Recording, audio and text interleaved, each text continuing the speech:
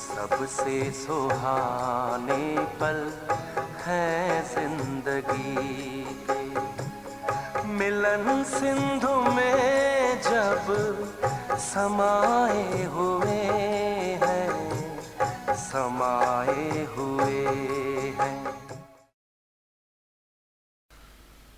ओम शांति। सर्वोच्च जीवन ब्राह्मण जीवन, संगम युगी ब्राह्मण जीवन सर्वश्रेष्ठ जीवन है, अतुलनीय जीवन है। इस ब्राह्मण जीवन की तुलना सारे कल्प में से किसी भी जन्म से नहीं की जा सकती है। इतना श्रेष्ठ ये ब्राह्मण जीवन है, क्योंकि विशेष भाग्य विधाता बाप से ब्राह्मण जन्म तथा ब्राह्मण जीवन हमें प्राप्त हुआ है। ये जीवन विशेष जीवन कहलाता है, क्योंकि इस ब्राह्मण जीवन में हमें परमात्म पालना, परमात्म पढ़ाई तथा परमात्म वरदानों से हम पलते हैं। परमात्मा का श्रीमत रूपी हाथ तथा उनका साथ हमें इस जन्म में प्राप्त होता है। दूसरी बात, इस जन्म में ही कल्प कल्पांतर के लिए श्रेष्ठ भाग्य बनाने का स्वर्णिम अवसर हमें मिलता है। चाहे जैसा हम अपना भाग्य बना सकते हैं। दुनिया को जो भाग्य बांटते हैं उस स्वयं हमें अपने भाग्य की तस्वीर बनाने के लिए हर प्रकार का सॉल्यूशन देते हैं, जिससे हम चाहें जैसा भाग्य बना सकते हैं। तीसरी बात है, इस ब्राह्मण जीवन में ही हम त्रिनेत्री, त्रिकालदर्शी तथा त्रिलोकीनाथ बनते हैं। परमात्मा से हमें दिव्य चक्षु प्रदान होता है और इसी जन्म में ही हम अपना पास्ट, प्रेजेंट, फ्यूचर को क्लियर देख सकते हैं, समझ सकते हैं। और साथ साथ इस जन्म में हम तीनों लोगों की सैर चाहे जब कर सकते हैं। तो ऐसा श्रेष्ठ भाग्य देवताओं को भी प्राप्त नहीं है। चौथी बात है, गायन है, अप्राप्त वस्तु कोई नहीं ब्राह्मणों के खजाने में। तो परमात्मा हमें सर्व प्रकार के खजानों से भरपूर करते हैं। सर्व प्राप्तियों का भंडार ही जब हमें मिलता है तो सर्व प्रकार के अविनाशी भंडार हम बच्चों पर लुटा देते हैं। इसलिए इस ब्राह्मण जीवन में अप्राप्ति की अनुभूति हमें नहीं होती है। पांचवी बात है, इस ब्राह्मण जीवन में ही खुद को खुदा के समान बनने का गोल्डन चांस मिलता है। बाबा हमें अनोखी पालना देकर आप समान अर्थात मास्टर भगवान बनाते हैं। और जब हम सचमुच मास्टर भगवान के रूप में उभरते हैं, ऐसी श्रेष्ठ स्थिति प्राप्त करते हैं, तो हमारे द्वारा बाबा बेहद की सेवा भी कराते हैं। छठवीं बात है, इस ब्राह्मण जीवन में ही बेहद की प्राप्ति हमें होती है। दुनिया में हम देखते हैं लोग जितना प्रयास करते हैं, जितनी मेहनत करते हैं, उतनी ही प्राप्ति उनको होती है। उसके बल पर वो चाहे अरबपति या खरबपति बन सकते हैं, लेकिन उससे भी बढ़कर हमें बाबा पदमपति बनाते हैं। योगाभ्यास में हर एक संकल्प रूपी कदम में हमें अनेक पद्मों की प्राप्ति होती ही रहती है।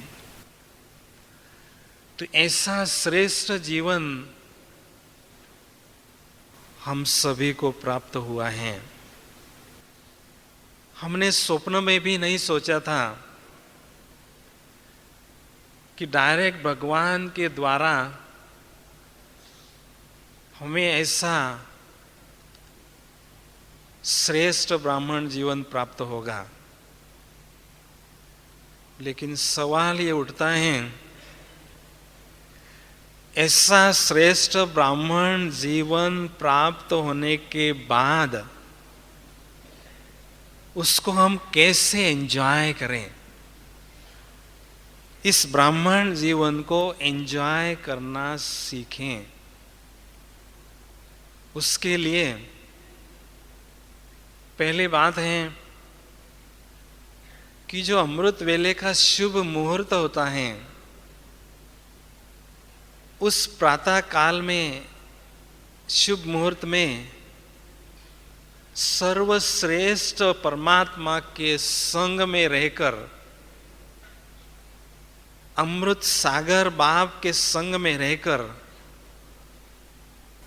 स्वयं को परम आनंद से और अमृत से भरपूर करना सीखें। क्योंकि ये जीवन ही मौजों की जीवन है। इसमें हर पल हर घड़ी हमें रूहानी मौजों की अनुभूति करते रहना है। इसलिए शुरुआत ही हमारी ऐसी सुंदर होती है अमृत वेले के रूप में, जो सर्व प्राप्तियों के भंडार है भोलानाथ, उनके संग में बैठकर हम स्वयं को माला माल करते हैं और उन्होंने श्रेष्ठ संग में रहकर बहुत सुंदर और गहन योग की अनुभूतियों से भरपूर करते हैं। दूसरी बात है, गायन है अतीन्द्रिय गोपियों से पूछो। तो प्रातः काल भगवान के जो महावाक्य हैं, वो मुरली डायरेक्ट मुरलीधर बाप के द्वारा सुनने का सौभाग्य हमें प्राप्त होता है, जिसको सुनकर हमारा मनवा मोर झूमने लगता है। अतीन्द्रिय सुख की प्राप्ति हमें होती है। लेकिन उस अतीन्द्रिय सुख के साथ साथ हमें बाबा ज्ञान रत्नों से भी भरपूर करते हैं। लोग किसी न किसी प्रकार का खेल खेलते हैं, लेकिन हम इतने खुशनसीब हैं, इतने महान भाग्यशाली आत्माएं हैं, जो डायरेक्ट ज्ञान रत्नों के साथ खेलने का सौभाग्य हमें प्राप्त हुआ है। इतना ऊंचा भाग्य हम बच्चों को प्राप्त हुआ है। इसलिए प्राप्त हुए ज्ञान रत्नों पर बहुत सुंदर रीति से विचार सागर हम मंथन करें और स्वयं को अतीन्द्रिय सुख से भरपूर करते चलें, तभी ब्राह्मण जीवन का वास्तविक आनंद हमें अनुभव हो सकता है।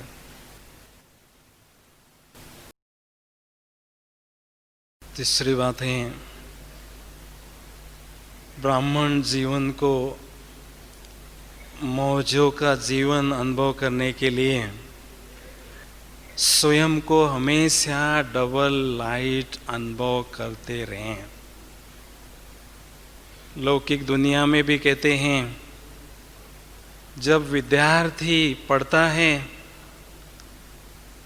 तो उस पर कोई भी बोझ नहीं होता है, वो हमेशा हल्का रहता है। तो ऐसे ही हमारा ये गॉडली स्टूडेंट लाइफ है, इसमें हमेशा हमें हल्का रहना है। और इस जीवन में चलते चलते अगर कोई घटना विपरीत आती है तो उस समय भी हम नथी नींव का पाठ पक्का करके स्वयं को लाइट रखें, तभी मौजों का जीवन हमें अनुभव हो सकता है। चौथी बात है, केवल संगम युग में ही हमें भगवान के साथ सर्व संबंधों की अनुभूति करने का चांस मिलता है, जिस अनुभूति के द्वारा हम स्वयं को परमात्म प्यार से भरपूर करते हैं। इसलिए सारे दिन भर में विभिन्न संबंधों की अनुभूति डायरेक्ट भगवान के साथ करते रहें। जैसे कि अमृत वेले हम ऐसा अनुभव करें कि ब्रह्मा बाप के द्वारा मेरा दिव्य जन्म हो चुका है। बाप का अनुभव अमृत वेले हम करें, बाप का प्यार भी हम उस समय अनुभव करें। जैसे आगे बढ़ते हैं, प्रातः मुरली क्लास में बाबा को टीचर के संबंध के रूप में अनुभव करें। उसके बाद जब हम सेवा क्षेत्र पर जाते हैं तो घर में जो बाबा का कमरा है वहाँ जाकर सद्गुरु के रूप में बाबा को अनुभव करें और सद्गुरु का वरद हस्त हमारे मस्तक पर सदा है, ऐसा अनुभव करते हुए दिनचर्या को आगे बढ़ाएं। और जैसे हम कर्म क्षेत्र पर जाते हैं तो भगवान को खुदा दोस्त के रूप में अनुभव करें, सखा के रूप में अनुभव करें। जब सखा हमारे साथ होता है, मित्र हमारे साथ होता है, तो हम स्वयं को हल्के अनुभव करते हैं, उसकी कंपनी को एंजॉय करते हैं। तो अथक बनकर सारे दिन भर में लौकिक अलौकिक जो भी सेवा की जिम्मेदारी है उसको निभाते चलें। उसके बाद जब हम घर में आते हैं, माँ का अनुभव बाबा से करें। अलौकिक माँ जो है बहुत प्यार और दुलार देती हैं, बहुत अच्छी तरह से हमें खिलाती हैं, सारे दिन की थकावट हमारे मिट जाती हैं। उसके बाद बाबा को धर्मराज के रूप में अनुभव करें और सारी दिनचर्या सच्चे दिल से बाबा के सामने रखें कि बाबा ऐसे मेरी दिनचर्या रही। तो उसमें अगर कुछ परिवर्तन हमें करना है तो उसके लिए प्रतिज्ञा भी बाबा के सामने करें। उसके बाद रात को बाबा की गोदी में सूक्ष्म वतन में सो जाएं, विश्राम करें, और जिससे हमें एकदम साउंड स्लीप की अनुभूति होगी। थोड़े ही समय में हमारी थकावट मिट जाएगी, और जैसे ही आंख खोलते हैं बाबा को गुड मॉर्निंग करके दिन की शुरुआत करें। तो इस तरह से भगवान के साथ में विभिन्न संबंधों की अनुभूति अगर हम सारे दिन भर में करते हैं, तो वास्तविक इस संगम युगी ब्राह्मण जीवन का आनंद हम लेने के लिए अनुभवी बनते जाते हैं। क्योंकि सारे कल्प में ऐसा चांस हमें एक ही बार मिलता है। स्वयं को परमात्म प्यार से भरपूर करने का चांस केवल एक ही बार हमें मिलता है। उसका भरपूर हम लाभ लें, ब्राह्मण जीवन को सफल करना सीखें। ब्राह्मण जीवन में बाबा ने जो हमें खजाने दिए हैं, उन खजानों को सफल करना ही जीवन को सफल करना है। अगर उन खजानों को हम व्यर्थ गवाते हैं, तो उसका सूक्ष्म बोझ भी हमारे पर चढ़ता है, जिससे हम स्वयं को बोझिल भी हम कभी कभी अनुभव करते हैं। तो सबसे पहला खजाना समय का हमें बाबा ने दिया है। तो इस अमूल्य खजाने को ईश्वरीय सेवा में तथा बाबा की याद में सफल करते चलें। समय को सफल करना ये बहुत बड़ी शक्ति है। जो शक्तिशाली आत्माएं होते हैं वही इस अमूल्य समय को सफल करने में सफलता प्राप्त करते हैं।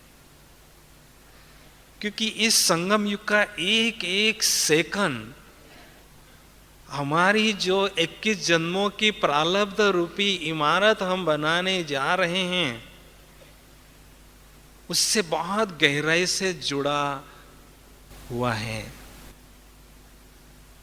इसलिए एक एक सेकंड में भगवान के साथ शेक हैंड करते रहें और समय को सफल करते चलें। दूसरा खजाना है संकल्प का। संकल्प का खजाने को सफल करने के लिए सर्व के प्रति हमारे मन में शुभ भावना पनपती रहें। बाबा ने एक बहुत सुंदर बात एक बार बताई थी कि कोई भी हमारे सामने आता है व्यक्ति, उसकी दुआ अगर हम लेना चाहते हैं तो उसको रिगार्ड देना है। हमें कैसे देना है? उसके असली स्वरूप, आत्मा के स्वरूप को देखना है, साथ साथ उसके फरिश्ता स्वरूप को ही हमें देखना है। इस स्वरूप से देखना बजाय स्थूल देह के, ये है उस आत्मा को रिगार्ड देना, ये है उस आत्मा से दुआएं लेने की विधि।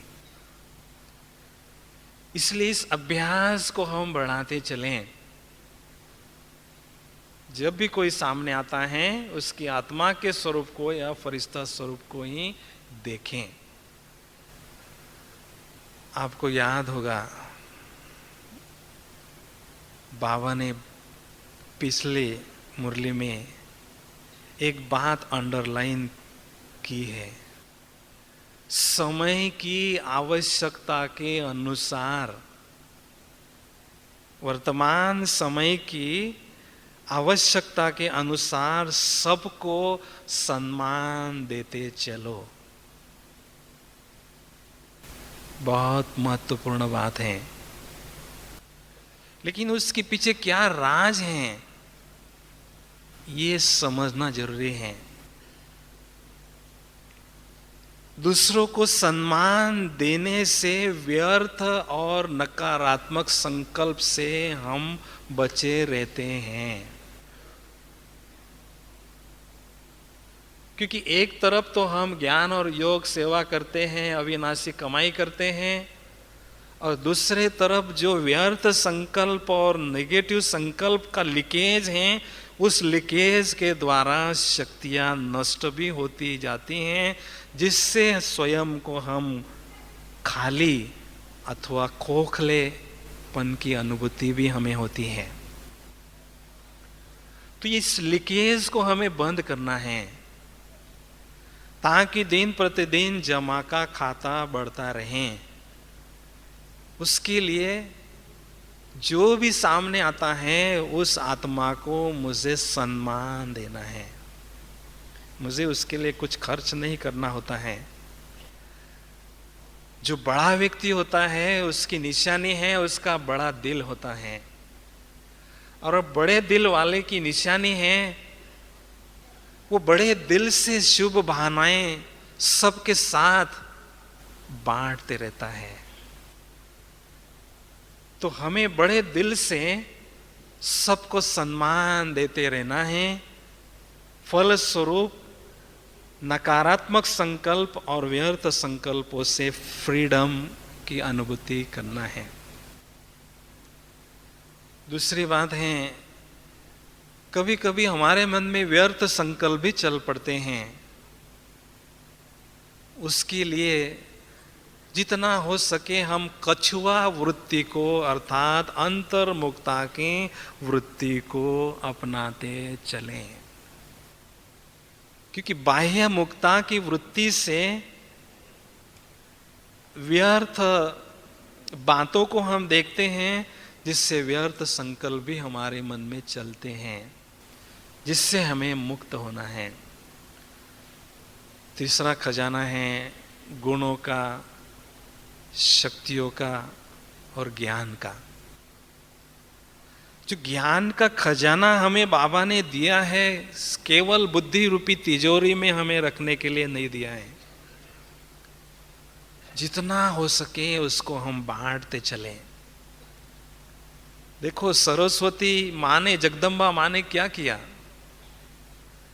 जो ज्ञान का सागर बाप है, उनसे जो ज्ञान रतन मिलते रहे, बड़े दिल से सारे विश्व की आत्माओं को ज्ञान रत्नों का भंडार लुटाया, जिससे वो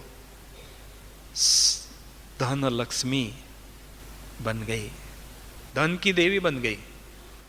तो ऐसे जितने ज्ञान के खजाने को हम लुटाते जाएंगे, सेवा में लगाते जाएंगे, तो सारे कल्प में स्थूल धन की कमी हमारे पास नहीं होगी।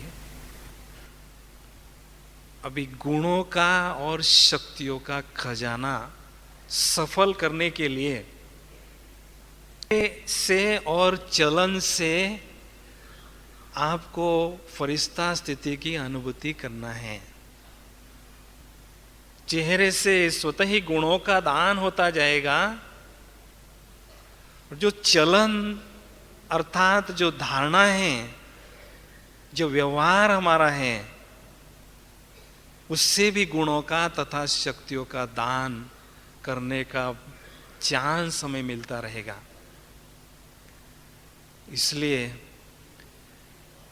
इन महत्वपूर्ण खजानों को भी सफल करना सीखें। दूसरी बात है, ब्राह्मण जीवन का जो हमें लक्ष्य मिला है, कौन सा लक्ष्य मिला है? ब्राह्मण सो फरिश्ता सो देवता बनने का हमारा लक्ष्य है। इस लक्ष्य की ओर मेरे कदम आगे बढ़ते जा रहे हैं या नहीं, ये मुझे बार बार चेक करना है। क्योंकि बाबा ने गंभीर इशारा हमें दिया है कि समय की गति बहुत तेजी से आगे बढ़ रही है, लेकिन हमारे पुरुषार्थ की जो गति है वो धीमी है। समय की गति के साथ साथ अगर हमें चलना है तो पुरुषार्थ की गति को तीव्र करना बहुत जरूरी है। और उसके लिए बाबा ने हमें चेतावनी भी दी है, समय भी दिया है कि आने वाले 6 मास में आपके चेहरे और चलन से ब्रह्मा बाप के समान अव्यक्त स्वरूप दिखाई दे या अनुभव होता रहे। ये कैसे होगा? सबसे पहले तो हमें ब्रह्मा बाबा को सामने रखना है कि बाबा ने ऐसी जो श्रेष्ठ स्थिति प्राप्त की थी उसका राज क्या था, उसका सीक्रेट क्या था। उसका सीक्रेट यह था कि बाबा को निरंतर अपने आत्मा की स्वरूप की स्मृति रहती थी, साथ साथ स्वयं के फरिश्ता स्वरूप की भी स्मृति रहती थी। इन 2 बातों की निरंतर स्मृति के आधार से ही बाबा ने ऐसी श्रेष्ठ स्थिति की अनुभूति कराई। बार बार बाबा हमें एक ही बात बता रहे हैं कि बच्चे सोमान में रहो, क्योंकि श्रेष्ठ स्थिति बनाने का आधार ही है सोमान। जब तक हम सोमान में टिक नहीं सकते हैं तब तक श्रेष्ठ स्थिति बनाने में सफलता नहीं प्राप्त कर सकते हैं। क्यों? क्या कारण है? क्योंकि सोमान के सिंहासन पर बैठने से ऑटोमेटिक ईश्वरीय नशे की, ईश्वरीय खुशी की अनुभूति हमें होती है, जो परमात्मा मिलन में 4 चांद लगा देती है। जब मन और बुद्धि ईश्वरीय नशे से भरपूर होती है तो योगाभ्यास में बहुत ही सुंदर, बहुत ही गहन अनुभव हमें स्वतः ही होने लगते हैं। तो स्व अर्थात मैं आत्मा हूं और उसको मान देते रहें कि मैं महान आत्मा हूं, मैं विश्व परिवर्तक आत्मा हूं, भगवान की नजरों में आई हुई महान आत्मा हूं, ऐसे स्वयं ही स्वयं को मान देते रहें तो ऑटोमेटिक ईश्वरीय नशा दिन प्रतिदिन हमारा आगे बढ़ता जाएगा। संपूर्ण फरिश्ता स्वरूप की अनुभूति अगर हमें बढ़ाते रहना है तो उसके लिए हमारा संपूर्ण फरिश्ता स्वरूप हमारे सामने क्लियर अनुभव करना जरूरी है। जब हमारा ब्राह्मण जन्म होता है उस समय बाबा के पास हमारा संपूर्ण फरिश्ता स्वरूप भी इमर्ज हो जाता है और बाबा देखते रहते हैं ये पुरुषार्थी स्वरूप और ये संपूर्ण स्वरूप में कितनी समीपता आ रही है। तो हमें अपना संपूर्ण फरिश्ता स्वरूप सामने रखना है। कैसा है वो फरिश्ता स्वरूप? उसका आकार ऐसा ही है जैसे ये स्थूल शरीर है। फर्क इतना ही है, ये स्थूल शरीर है 5 तत्वों का है, वो दिव्य प्रकाश का है शरीर। दिव्य प्रकाश का वो शरीर है, सूक्ष्म प्रकाश का वो शरीर है। आकार ऐसा ही है। उसमें बहुत सुंदर एक पवित्रता का ताज भी मैंने पहना हुआ है। और वो जो स्वरूप है 3 बातों से संपन्न है, गुणों से, शक्तियों से और नशे से संपन्न है। ऐसा संपूर्ण फरिश्ता स्वरूप स्वयं का सामने इमर्ज करें और उसके साथ ये पुरुषार्थी स्वरूप कंपेयर करते रहें। उन गुणों का, उन शक्तियों का आह्वान करते रहें, तो धीरे धीरे हमारा फरिश्ता स्वरूप निखरता जाएगा। उसकी समीपता की अनुभूति हमें होती रहेगी। लेकिन जो बाबा ने हमें 6 मास का टाइम दिया है, सचमुच उसमें अगर हमें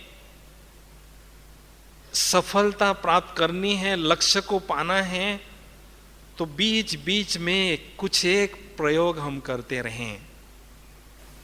वो कौन से? सबसे पहले तो मुझ आत्मा का स्वरूप मुझे स्पष्ट दिखाई दे। जब तक मुझे अपने स्वरूप का साक्षात्कार नहीं होगा, तब तक अन्य आत्माओं को नहीं हो सकता है।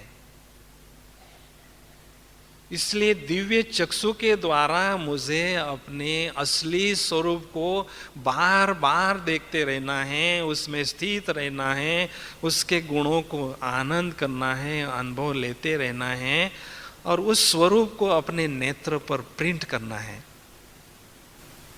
कि मेरा ये अस्तित्व है, मेरा ये असली स्वरूप है।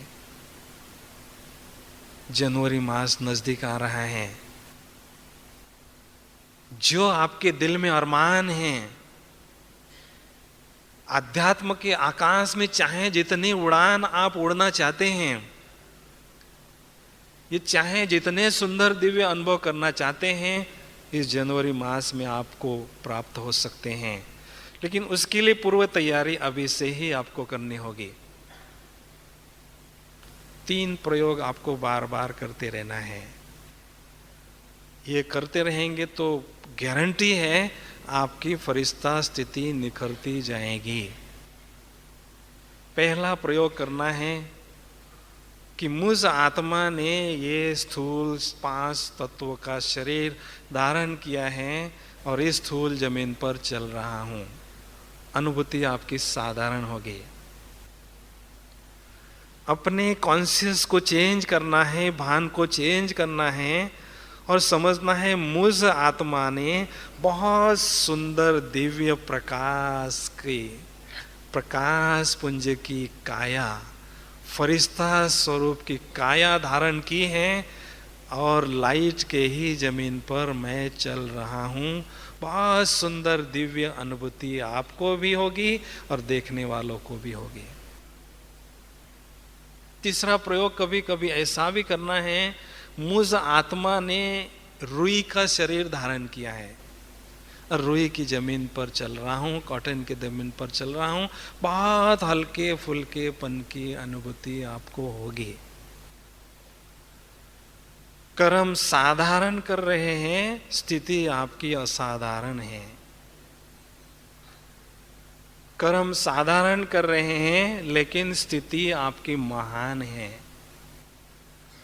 तो सारे दिन भर में ऐसी अनुभूति बार बार करते जाएंगे तो धीरे धीरे फरिश्ता स्वरूप आपका निखरता जाएगा।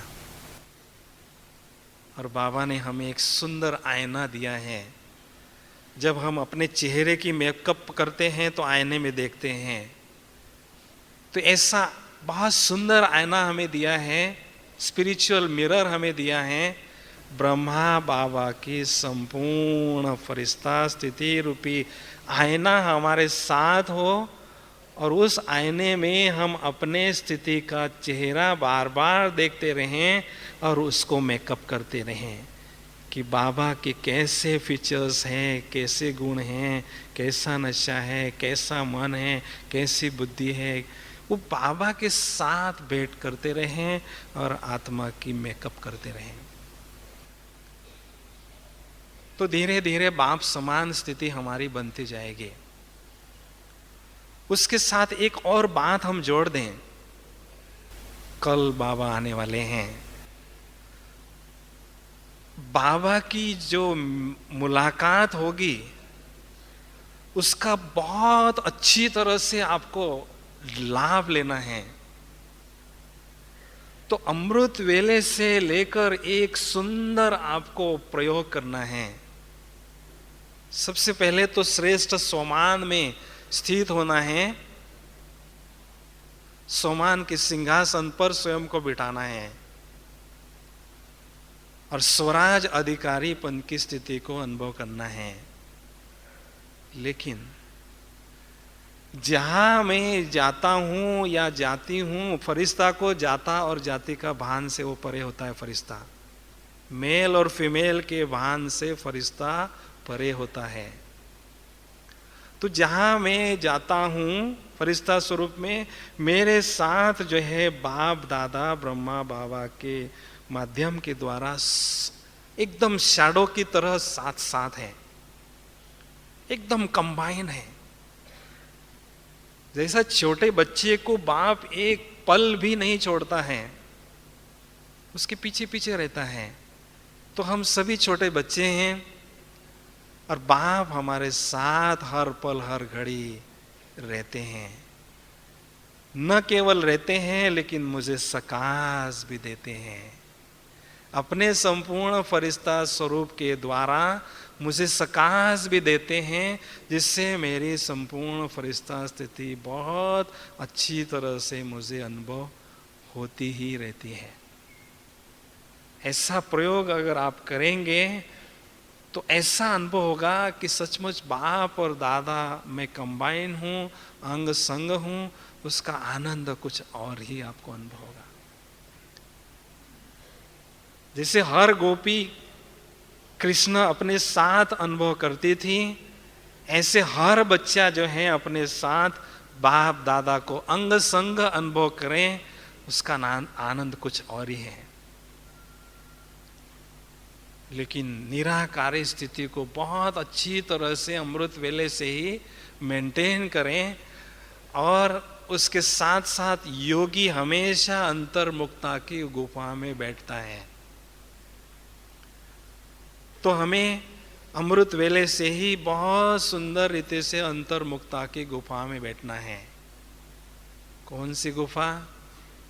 आंखों की अंतर्मुक्ता, मुख की अंतर्मुक्ता, वृत्ति की अंतर्मुक्ता, कानों की अंतर्मुक्ता, सभी जो माया के आने के दरवाजे हैं वो सभी बंद कर दें, गुफा में हम बैठ जाएं।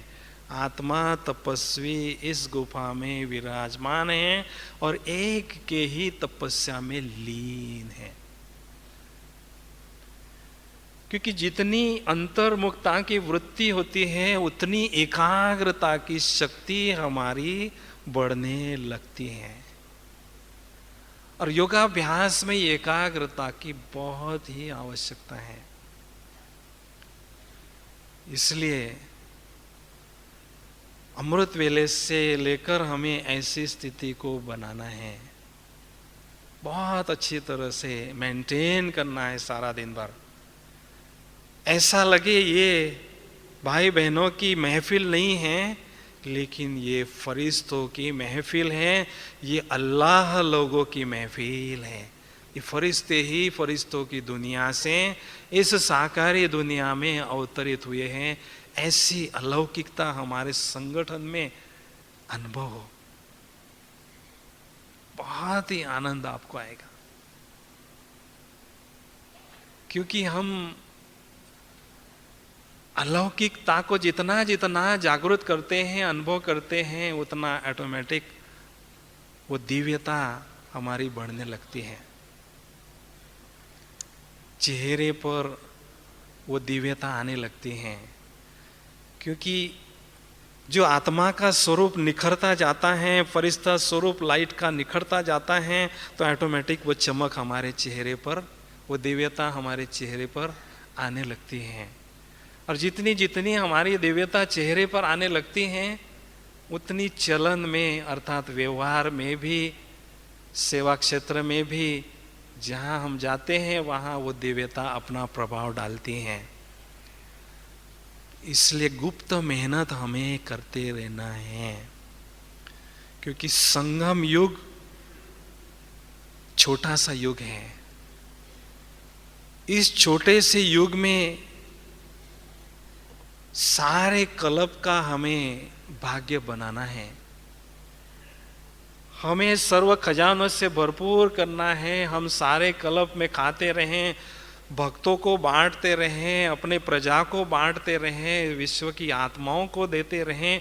इतने खजाने हमें थोड़े समय में ही जमा करने हैं। तो कितनी मेहनत करनी होगी, कितनी पुरुषार्थ में हमें तल्लीनता लानी होगी। तो इसलिए समय को जो मूल्य देता है वो अपने जीवन को मूल्यवान बनाता है। इसलिए संगम योगी जीवन को, उसके महत्व को जानते हुए हर पल हर घड़ी का हमें लाभ लेते जाना है और स्वयं को भरपूर करते जाना है। क्योंकि बाबा की हमारे प्रति एक ही आशा है कि ये जो मेरे लाल हैं, ये मेरे जो आशाओं के दीपक हैं, ये सभी माला माल हो जाएं और मेरा नाम इस संसार में रोशन करें। यही आशा बाबा की हम बच्चों से हैं।